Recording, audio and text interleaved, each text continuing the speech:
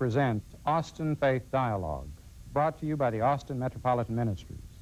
In the weeks ahead, you will see these and other programs by various denominations.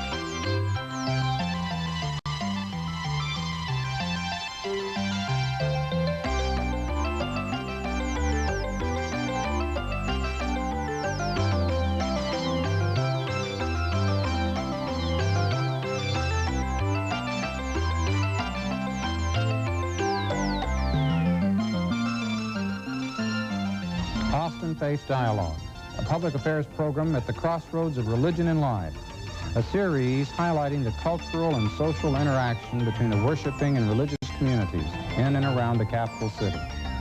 Austin Faith Dialogue is brought to you by the Austin Metropolitan Ministries in cooperation with KTVC. Join us now in Austin Faith Dialogue. I'm Barbara Holmes on the staff of St. John's United Methodist Church, welcoming you to this edition of Austin Faith Dialogue. This religious public affairs program is sponsored by Austin Metropolitan Ministries. There are a number of student religious organizations available to students here at the University of Texas in Austin. Most of these groups are directed by a rabbi or a clergy person and offer a wide range of activities. Today, we'll get acquainted with the B'nai B'rith Hillel Foundation and visit with Rabbi Carrie Baker and former student board president of Hillel, Ruth Landsberg. Let me welcome you both. Thank you, Rabbi, for being here. Very good to be here. And Ruth, that said ex-student, meaning that you've graduated. Just recently. Well, tell us a little bit about that. You graduated with a degree in? Well, I graduated with a double major in physics and humanities. Well, I'm glad to hear that combination is possible. Well, it's not always that easy, but it was fun. And what were your career goals as you were going through school? What do you ultimately have in mind? Oh, I don't think it'd be fair to say I had a goal in mind when I was going through school. I was really just going through. Getting a lot of education, developing skills. I was pretty interested in interdisciplinary studies and... Well, now, how do you describe yourself now that you're no longer a student? We don't want to call you an ex-student. Let's hear what you're doing now. Well, right now, I've just begun working at Discovery Hall, which is a hands-on science museum downtown in Austin, and I'm director of their planetarium and their astronomy program. Well, that sounds like a wonderful way to put your degrees to use, and yeah, it's congratulations on your graduation. That's Thank terrific. You. Now, Rabbi, thank you so much for being here. I think you need to just start us at the very foundation. Oh, Sure. A little play on words there. Start us at the very first about the Hillel Foundation, the B'nai B'rith Hillel Foundation. Well, B'nai B'rith Hillel was founded in the 1920s, and Champaign-Urbana, the University of Illinois, was the first Hillel Foundation. Since then, it's grown by tremendous factors. There are now over almost 500 Hillel Foundations in the United States, and there are many in other countries as well, Canada, South America, Australia, in Europe, and so forth. Hillel Foundations are sponsored by the B'nai B'rith, which is a Jewish fraternal organization founded in the middle of the 19th century. Most people know about B'nai B'rith because they've heard of the B'nai B'rith Anti-Defamation League, which deals with questions of racism, tolerance, anti-Semitism, and so forth. On a national level. They're our sponsoring organization. And how do you define sponsoring? Is governance part of that, or financial support, or how do you define that sponsorship? Well, we're sponsored by B'nai B'rith in a couple of ways. First of all, Hillel foundations receive funding from B'nai B'rith as a major funding source. So Hillel foundations receive money in effect through the national office, but from individual B'nai B'rith lodges throughout the United States and indeed throughout the world. So when the B'nai B'rith lodge members get together and they pay their dues or they do their fundraisers, they're helping to support the programs that serve Jewish college students throughout the United States and elsewhere. We're also part of a governance structure because we have a national office which oversees the day-to-day events and the functioning of each of the Hillel foundations, wherever they may be. But for the last fair number of years, about 10 years or so, Hillel foundations have had to raise funds from a lot of other sources as well, because B'nai B'rith has been in decline in terms of membership, although now it's begun to pick up again.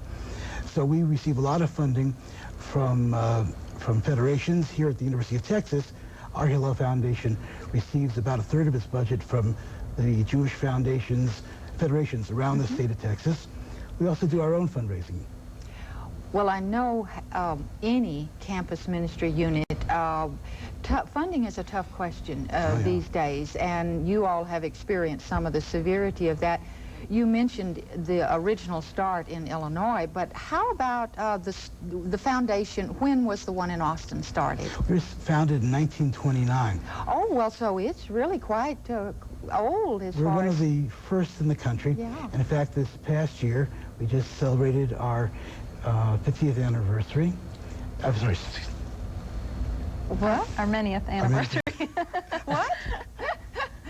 The 1929 60th anniversary, pardon me. 60th. Yeah. Well, And we came up with a lot of archival information. Right. well, that leads me to say, where is the foundation located now, the actual location? We're 2105 San Antonio Street. Right on the edge of the campus. It's a block from the Dragon. Mm-hmm. Yeah. Although a lot of people will know about former locations, especially the one at what is now the Varsity Theater. Well, tell us just a little bit about that. That was the Hillel Foundation? Yeah, prior to 1949, right above the Varsity Theater was the Hillel Foundation. That's fascinating. You know, so a lot of alumni, many of whom visited Hillel this year because of the anniversary. That's actually the place that some of them They remember. Yeah. And we came up with lots of wonderful old photographs from the war and things like that, of how the building was decorated at that time. It was really some fascinating stuff. But the transformation that's taken place, that it's hard, I'm sure looking at those old photographs, it's hard to believe. But tell a little about the building, the facilities now, Ruth. Well, the building right now is really pretty large. We have It's a worshiping center? It is. It's all the activities of B'nai B'rith, of the Hillel, take place in the building, pretty much. We have a long hall of offices and our own library. We have a big auditorium that, and we have a worship area, and that opens up into our auditorium for our bigger services. We have an extra room that has changed in names. It's our game room, and a pretty big kitchen and a big patio. So it's self-contained, and being on the edge of the campus, then, I mean, parking is impossible anywhere, so people need to be able to get there on foot. Well, primarily, we have a small parking lot, but it was something that was really an afterthought. In the original pictures of the Hillel building, there was no parking lot. It was added later on, just at a little corner that happened to be a grassy area, unfortunately now paved. But the building functions in a lot of different ways. It really is a kind of Jewish student center. When Hillel was founded, it was founded in part because in the early days of this century, Jewish college students didn't have a place at many universities. They were, for example, excluded from fraternities and sororities and needed a place where they could socialize, where they could meet to discuss issues of common concern, to educate themselves about their own tradition, to explore their backgrounds. there wasn't a place at the university formally to do that. Not only because of the exclusion from social institutions of the university. Today we sort of take it as a matter of course that there are courses in Jewish studies and so forth at the university. This is comparatively recent. There were almost no Jewish studies programs at most colleges, including the University of Texas, until fairly recently. And Hillel was also founded in part to address that lack for Jewish college students.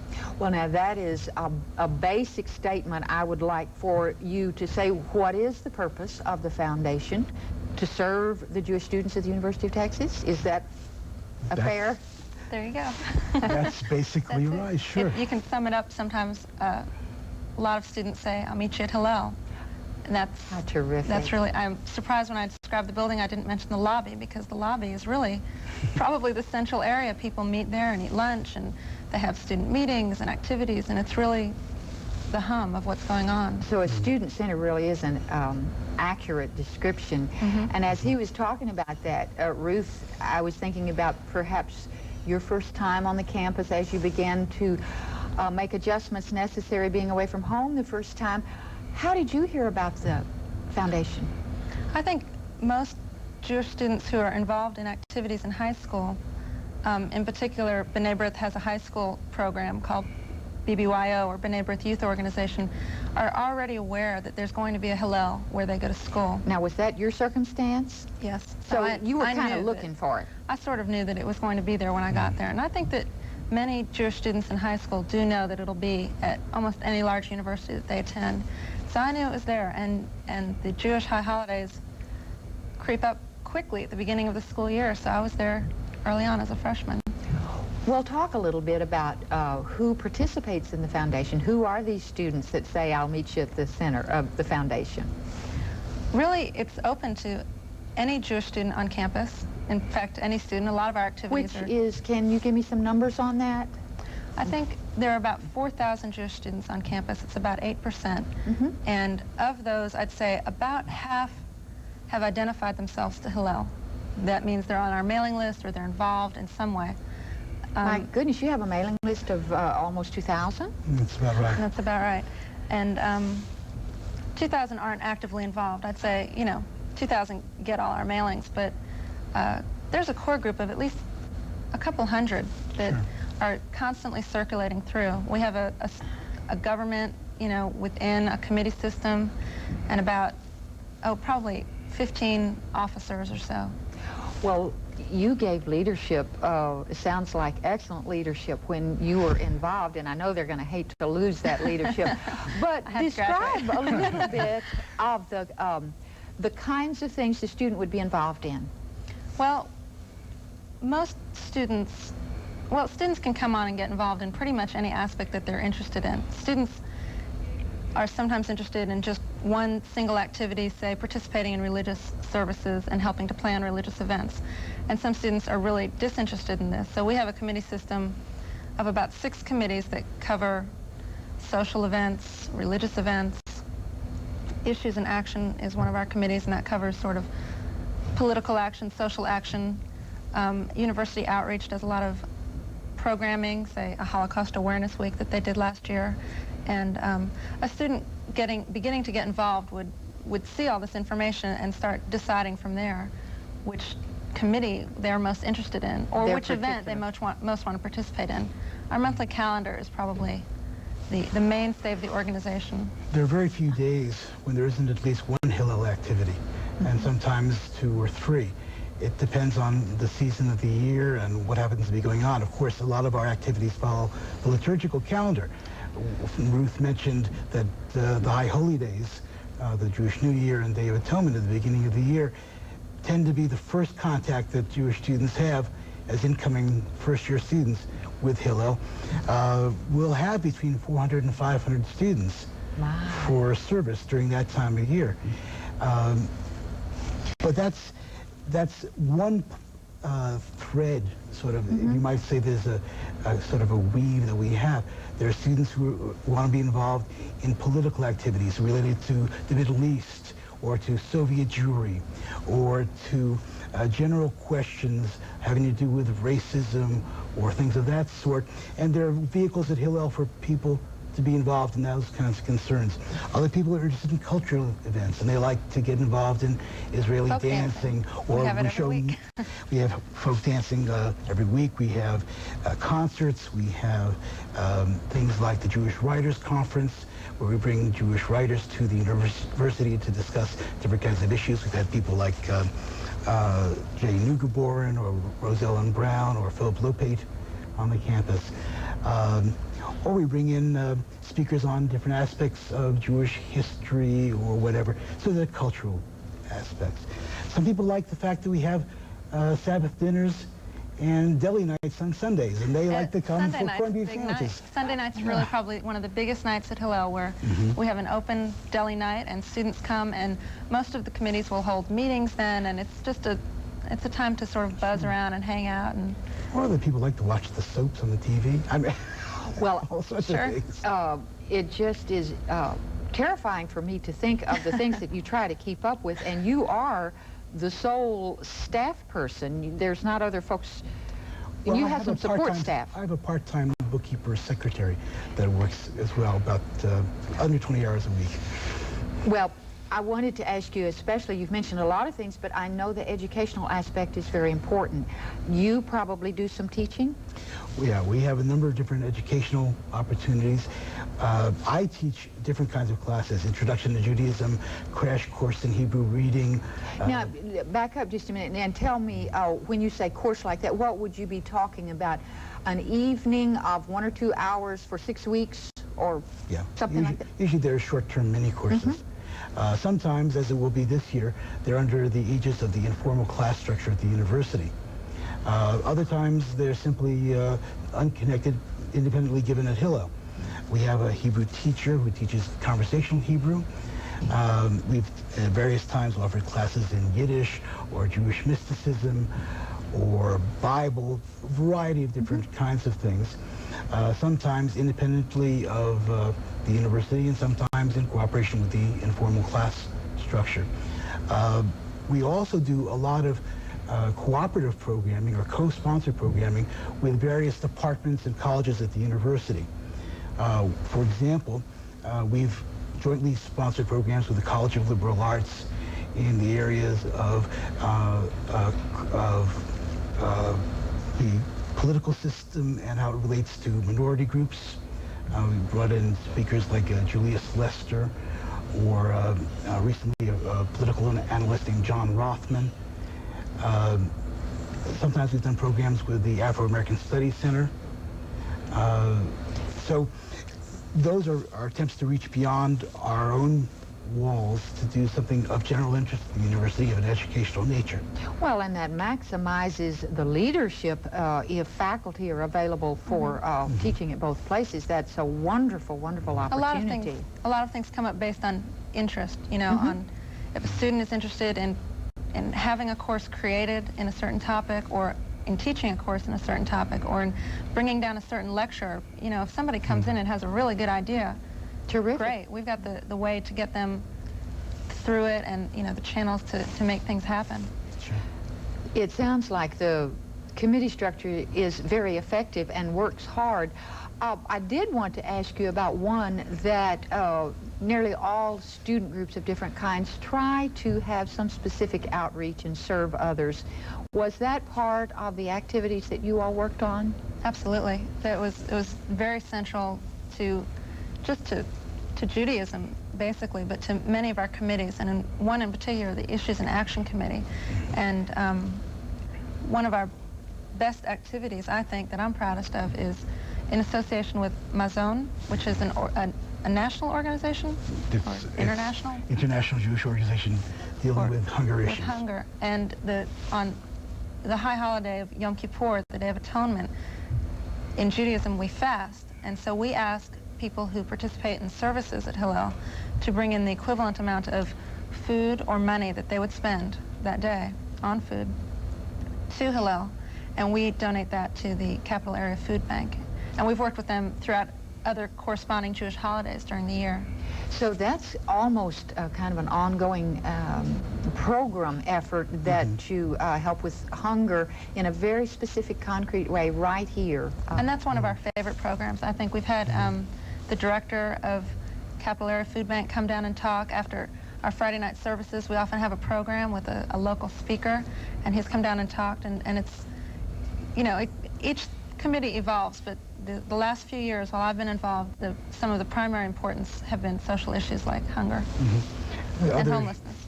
And homelessness. We did a project to benefit Project Hobo. Yes. This past year, our students went out and collected unbelievable amounts of clothing and toilet articles and canned food and so forth that all went to Project Hobo.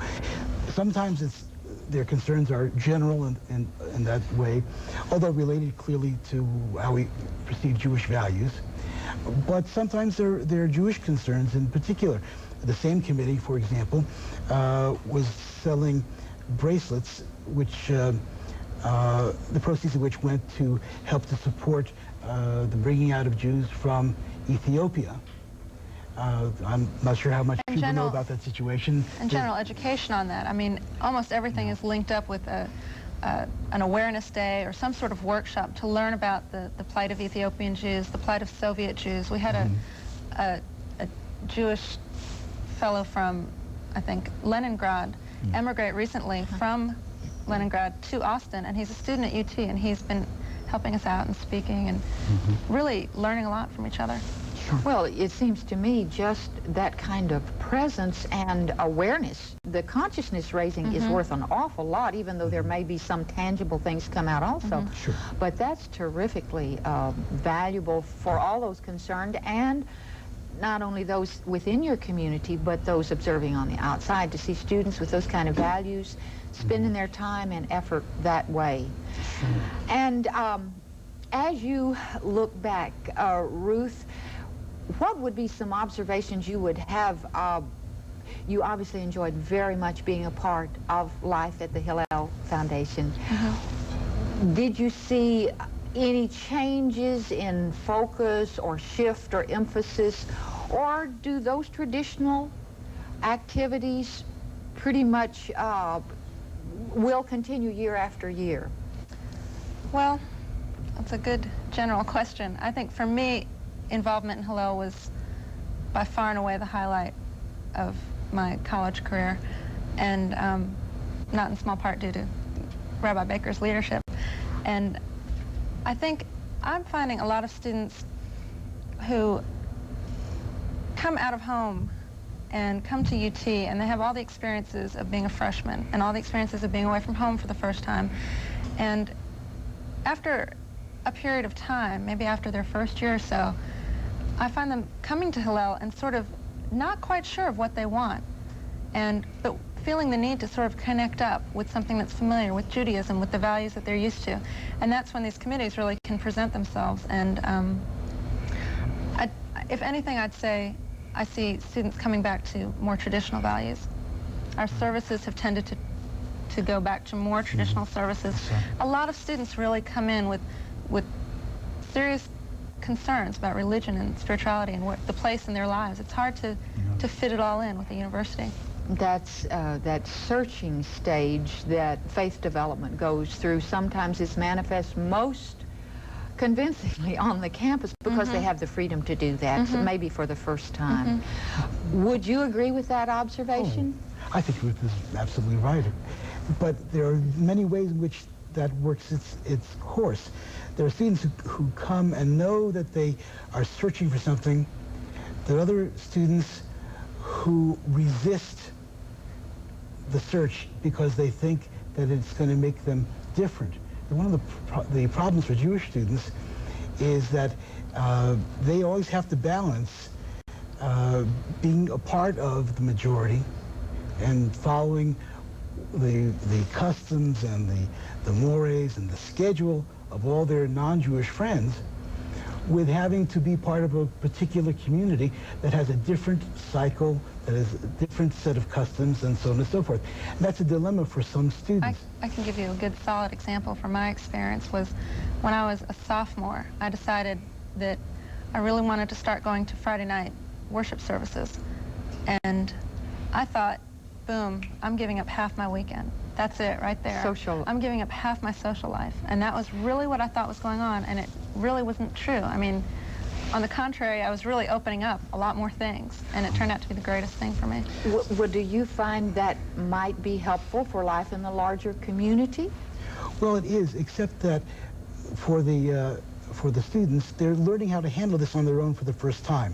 It's a lot. And yeah. that's part of what we do, is to train Jewish students for their future roles as adults in the Jewish community and dealing with their position in the United States as Jewish Americans.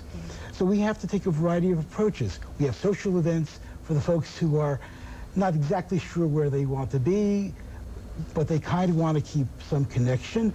And we keep the door open that way with events that are not particularly Jewish, but they're fun. Dances, parties, barbecues, and so forth. But for the kids who know that they're looking for something serious and they're really exploring, there are the serious kinds of classes and Bible studies and religious services and all of that. So Hillel tries to offer a wide variety of different kinds of programming. It's really a center in that way, not only a religious organization, and hopefully we meet the needs of a wide constituency in doing it in that manner. Well, there is a long tradition there, and it sounds like the involvement of the students is a lot of times just seeing that many students involved in the traditions, it makes it, quote, okay, and so the opportunity for them to become a part of that is, they just feel right at home. So I'm awfully glad to know that you all are there, and Ruth, best wishes to you as you start on a career that is not a student, and we're glad that you're still here in Austin for a while, and know you made a lot of contributions that were very valuable.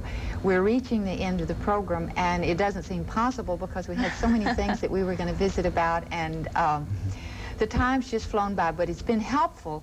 We've learned some things, and I'm sure that people are welcome to come visit the center. Or call. For more information. Right.